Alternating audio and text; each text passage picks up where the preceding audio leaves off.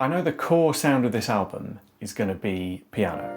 I'm going to try and record a little bit of cornet as well, and hopefully I'm going to get a couple of contributions from people who can record other stuff but do it remotely and then send that stuff to me. But also I went foraging for some interesting sounds.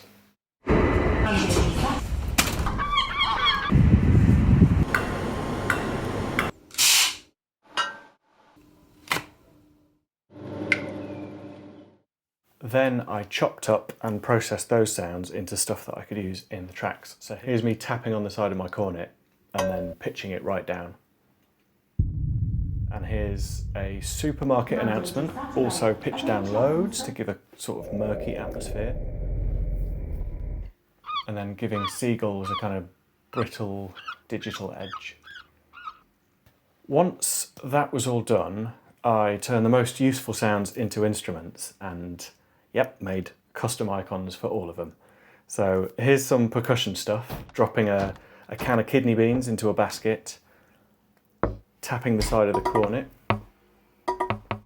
some melodic sounds using the bell-like tapped cornet samples that I made, pitched up and down. I took those really short sounds like the cornet tapping and stretched them out loads to make a sort of sustained choral pad sound. And then here's a bass using those same taps, but again pitched down and processed a bit more. Some tappy clicks from a train that we passed on the way to the supermarket.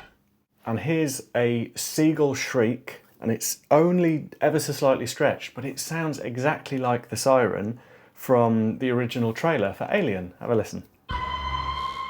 And then a nicer sustained sound made from seagull calls again. And then this one sounded brilliant, so I took the angriest sounding seagull.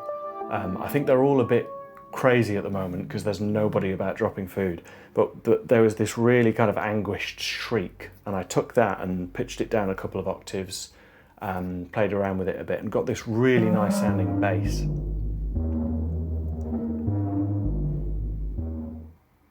Some percussion sounds from the commodity of the moment, some toilet roll. Finally, a couple of sounds that I processed using cycles from Slate and Ash. Look them up, their stuff is amazing. So the first one is a stuttery rhythm that I made from some just Atmos recorded in Sainsbury's.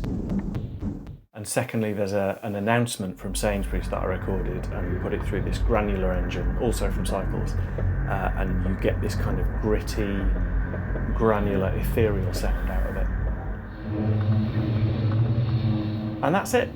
That is the template that I'm going to use for this album.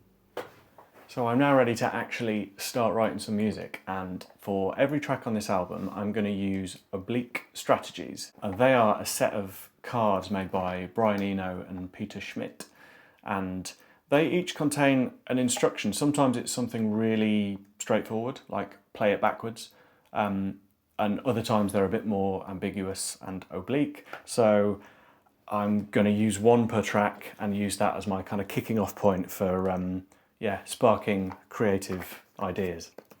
So here we are. I'm going to see what my first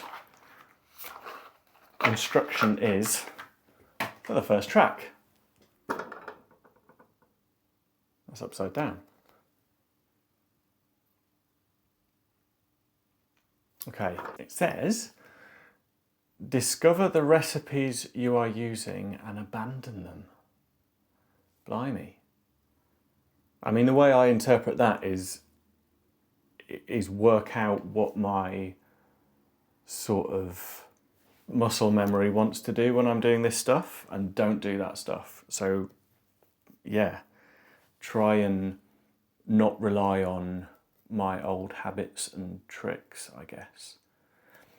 There we go. That's what I'm going to do for this first track. Here we go.